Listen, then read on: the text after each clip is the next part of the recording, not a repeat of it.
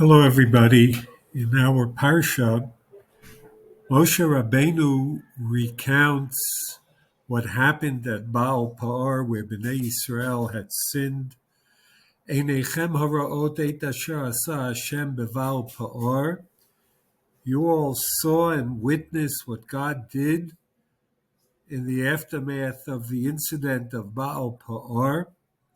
Ki chol ha'ish asher halach acharei Baal Pa'ar, for everyone who had followed in the ways of the idolatrous Baal Pa'ar, Hishmido Hashem Elokecha mikirbecha. God destroyed him from amongst your midst. And then Moshe continues, Ve'atem hadaveikim b'Hashem Elokechem, chayim kulchem hayom.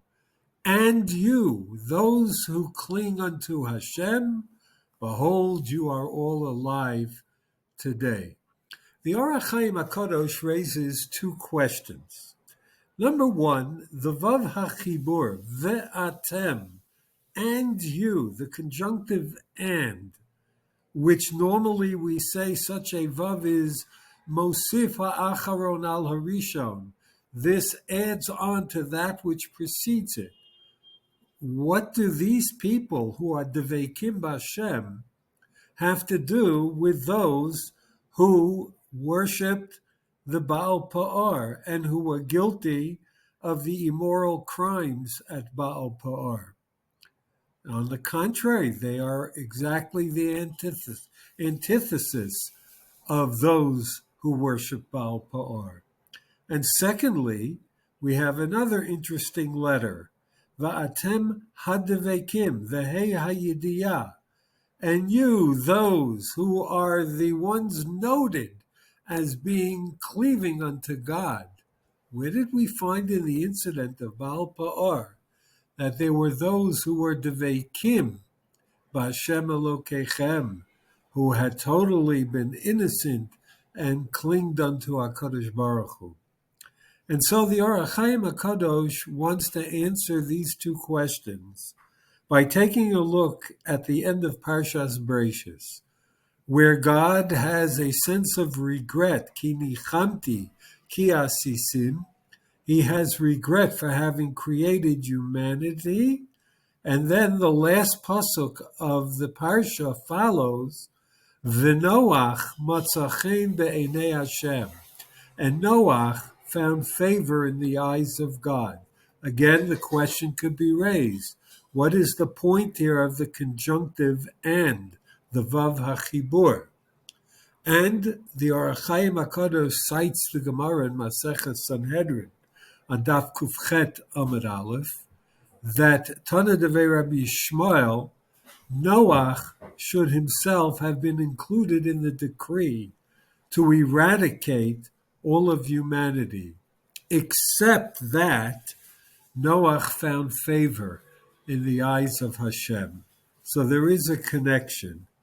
It is V'Noach matzachem b'nei Hashem that removed him from the edict of Ki nichamti ki asitim. Here too, at the time of the sin of Baal Pa'ar, even those people whom Moshe Rabbeinu was now addressing shortly before he passed away, they too deserve to have been included in the hashmada, in the destruction, because they too perhaps were wanting in one way or another. However, they were deveikim b'Hashem. They chose to draw close to and cleave unto HaKadosh Baruch Hu by doing tshuva, says the Or HaChaim HaKadosh, and that saved them from the edict of destruction.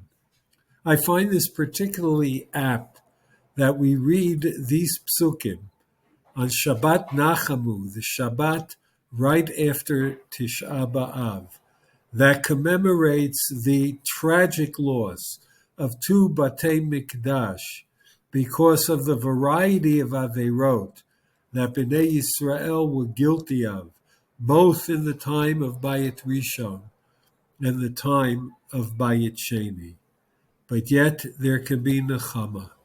one can be saved from the edict of destruction, whether it be the destruction of humanity in toto in Parshat Bereshit/Noach, or whether it be in the destruction that we read of at the end of Sefer B'Midbar in the incident of Baal Peor.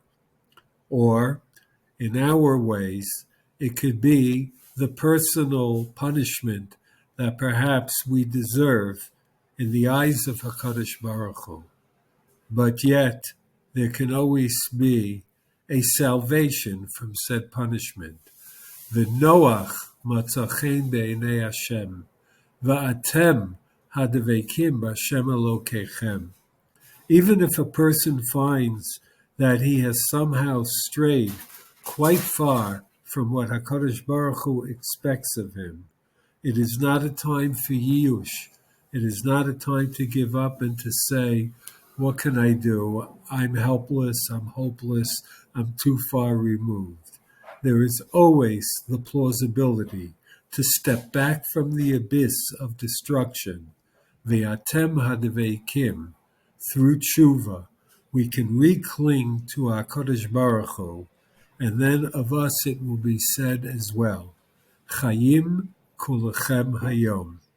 We survive, we prosper to live another day, having done tshuva and drawn close to HaKadosh Baruch Hu.